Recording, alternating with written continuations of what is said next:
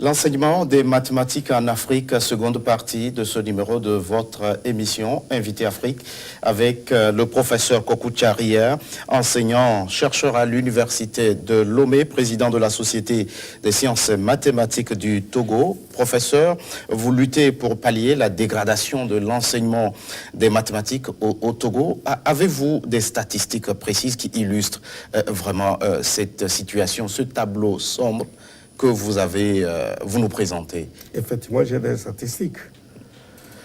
Lorsque nous prenons au second cycle du secondaire, c'est-à-dire les lycées, à partir de seconde jusqu'en terminale, sur 249 professeurs de mathématiques, il n'y a que 63 qui ont un diplôme de mathématiques, ce qui représente 25%. Lorsqu'on a lancé le concours l'année dernière, le gouvernement voulait recruter 65 professeurs de mathématiques. Niveau maîtrise, on n'a retrouvé que 17 candidats sur les 65. Le gouvernement a reçu les 17. 13 ont regagné les établissements et 4 ont refusé parce qu'ils étaient en train de rédiger leur thèse de doctorat en mathématiques avec nous. Sur les 13 qui ont regagné, après il s'est avéré que certains avaient de fausses attestations. Vous voyez donc la situation. En conséquence, ces 5-6 dernières années, plus de 75% des bacheliers en série C ou D n'ont pas la moyenne en mathématiques. Je prends l'exemple de bac 2015. Sur 8811 admis au bac, seuls 1280 avaient une note supérieure égale à 10 en mathématiques série D. Vous voyez donc que la plupart de ces élèves, lorsqu'ils vont à l'université, ils ne peuvent pas aller en médecine, ils ne peuvent pas aller à l'école des ingénieurs, ils ne peuvent pas aller à l'ESTEBA, ils ne peuvent pas aller en agronomie, etc. Bref, voilà la situation que nous vivons. Alors, ces étudiants que vous formez en mathématiques sur le campus universitaire de Lomé, est-ce qu'ils n'ont pas parfois le sentiment comme s'ils se font former pour après former aussi? Oui, ils ont ce sentiment d'être formés et après formés. Mais lorsque nous les formons, surtout en mathématiques, vous voyez, depuis 2 ans, 3 ans, on n'a pas ouvert le master de mathématiques. Et nous avons sorti en moyenne 30 à 40 licenciés par an. Donc on peut supposer que nous avons une centaine à l'heure actuelle. Mais nous venons d'ouvrir notre master de recherche. Nous n'avons eu que 42 dossiers. Où sont partis ces jeunes-là? Alors quelle est la réponse à cette question? Elle est simple. Ils sont partis au Sénégal, ils sont partis en Côte d'Ivoire, ils sont partis au Ghana, parce qu'il y a beaucoup de centres d'excellence qui font des appels à candidature et nos étudiants, lorsqu'ils postulent, tout de suite on les prend. Ils sont là-bas pour faire autre chose que de devenir un enseignant de mathématiques.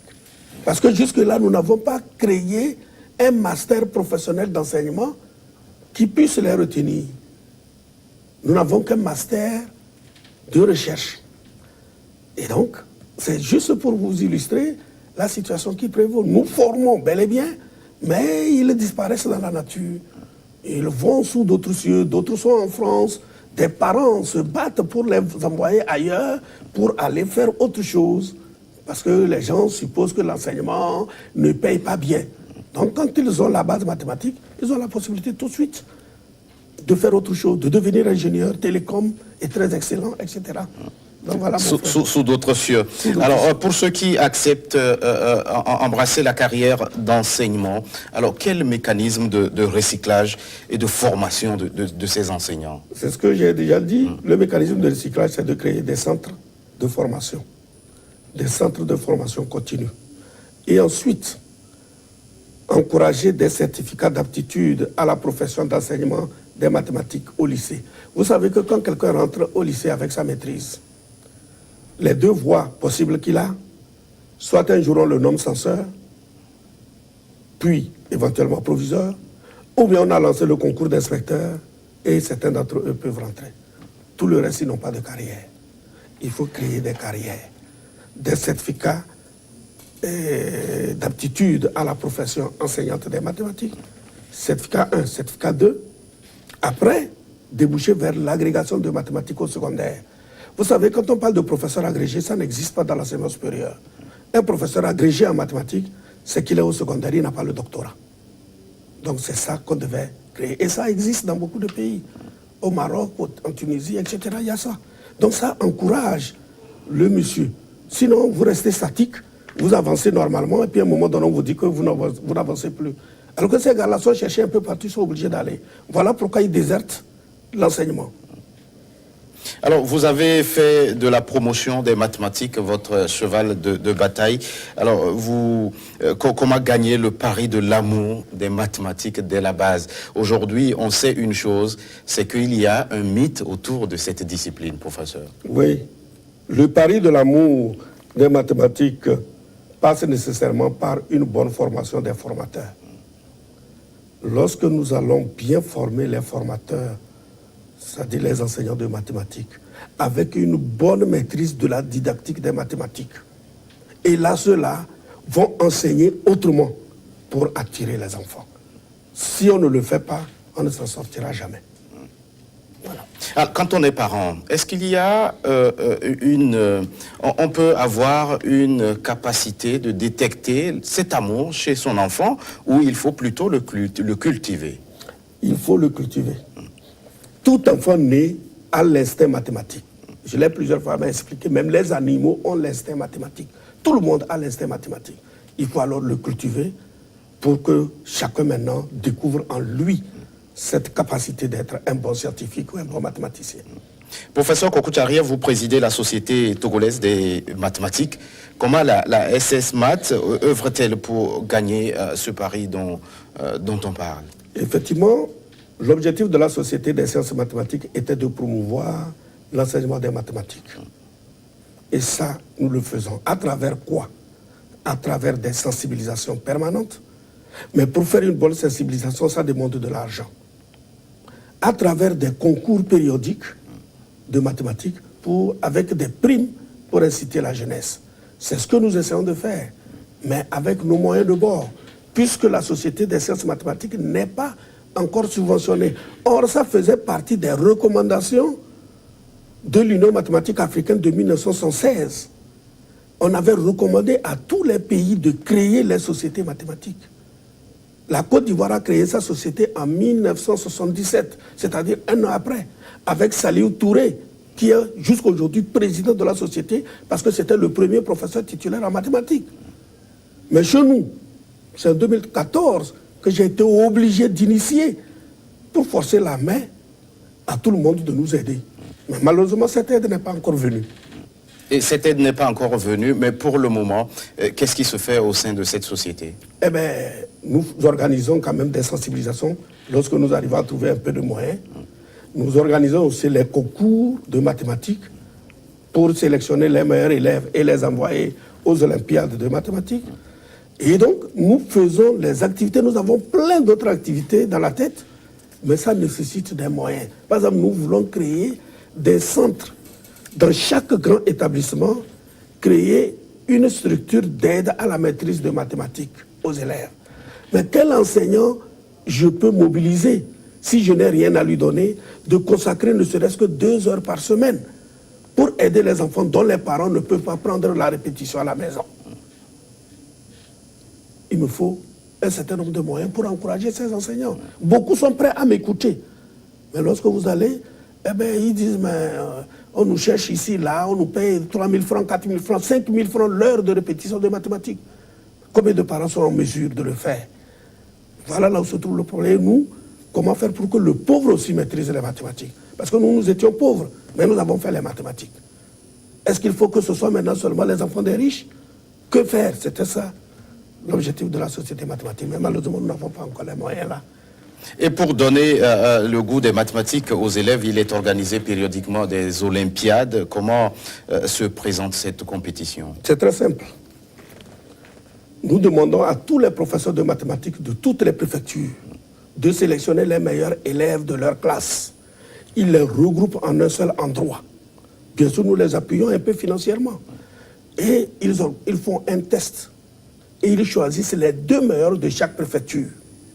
Ça, c'est les préfectures qui ne sont pas des chefs-lieux. Les préfectures qui sont des chefs-lieux de région, là-bas, comme le nombre d'établissements est plus élevé, nous donnons des quotas aussi proportionnellement à la taille de la préfecture. Par exemple, Thone a 6, il doit choisir les 6 meilleurs. Kara doit choisir les 5, Sadikoza, les 10 meilleurs. Tchaoudjo doit choisir les 6 meilleurs. Et puis après, nous organisons un test national. Région par région, on converge ces élèves présélectionnés dans les chefs-lieux de région et nous organisons un concours national. Là, c'est nous qui proposons le sujet, anonymé, corrigé, et on choisit les meilleurs. Et lorsqu'on choisit ces meilleurs, nous les regroupons à Lomé. On les forme pendant 2 semaines, puis après on fait un deuxième test, et nous choisissons les 6 meilleurs que nous allons envoyer aux Olympiades.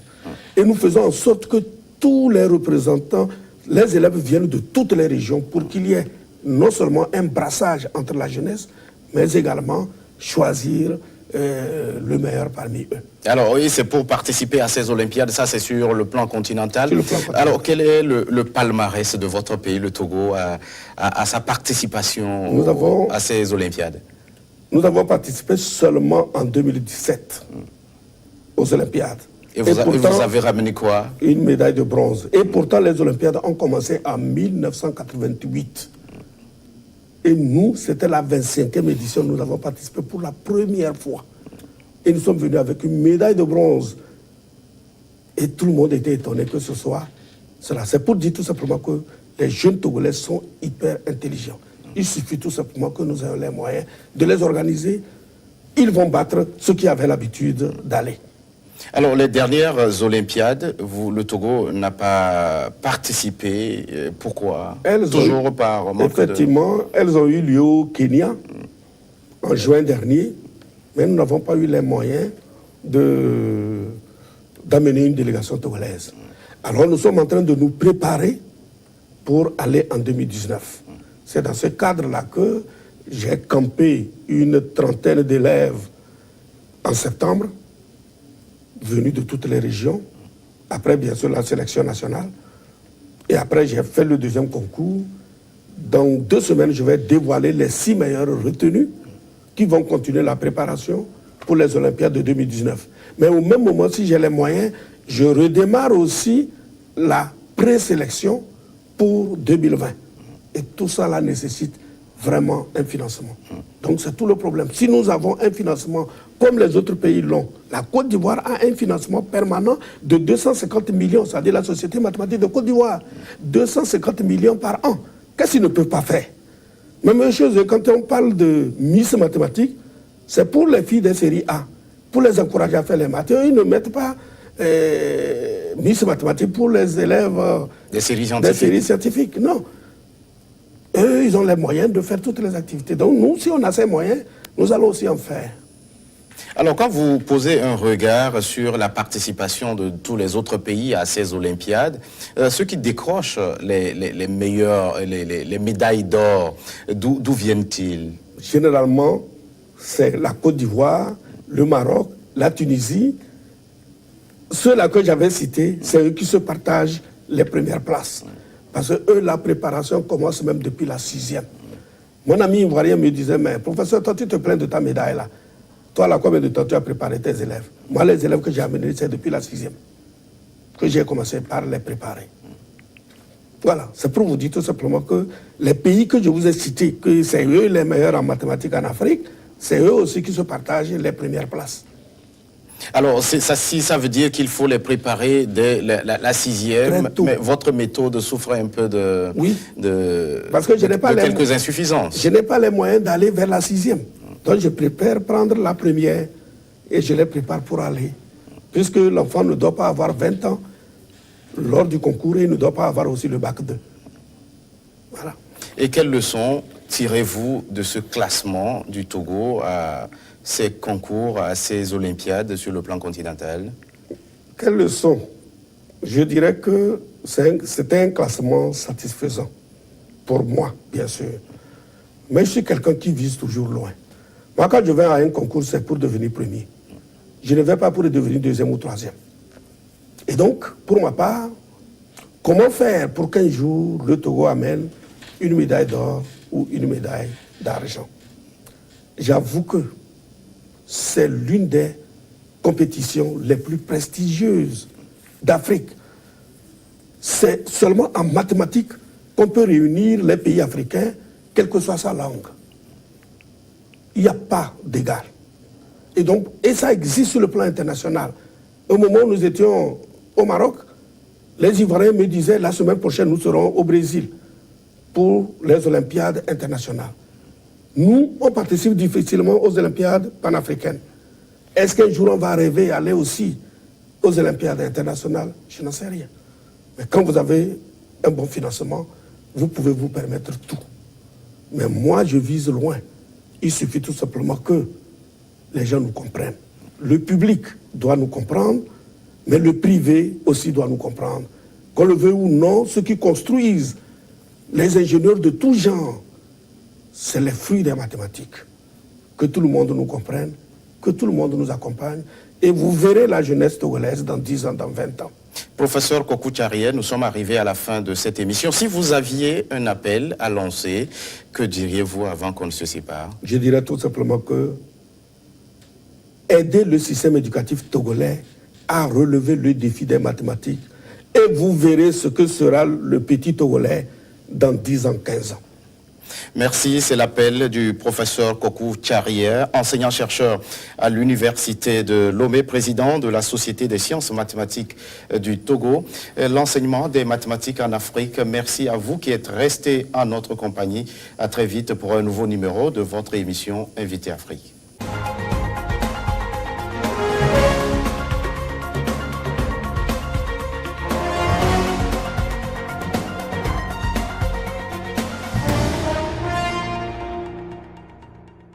L'émission que vous venez de suivre vous est offerte par l'École supérieure des affaires, ESA, le label des diplômes de qualité.